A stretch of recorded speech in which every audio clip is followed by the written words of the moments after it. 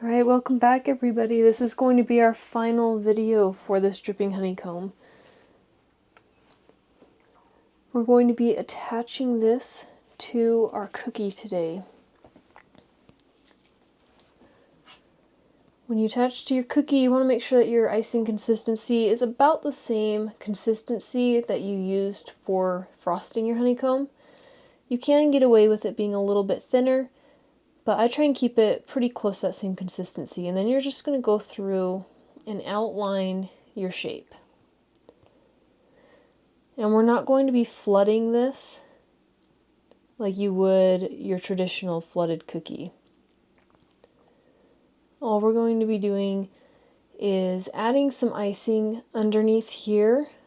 And I just kind of squiggle it back and forth, because when we put this topper on, it's going to press that icing out and kind of fill in those gaps.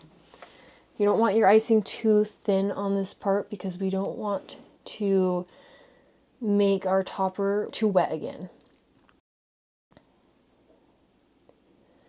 You'll just line it up and drop it right on there, and then just kind of use multiple fingers to wiggle this into place. If you use one and press real hard, you're going to crack that topper, so we want to disperse the pressure.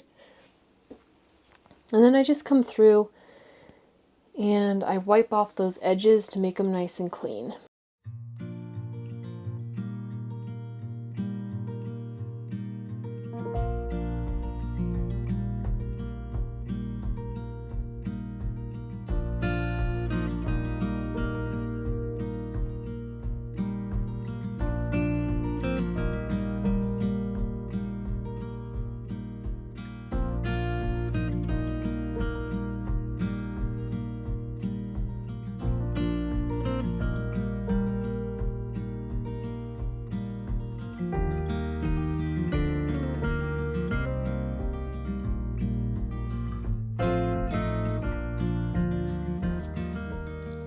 If you have any areas that are kind of hard to get into, you can use a toothpick to just get in there and kind of swipe out that icing.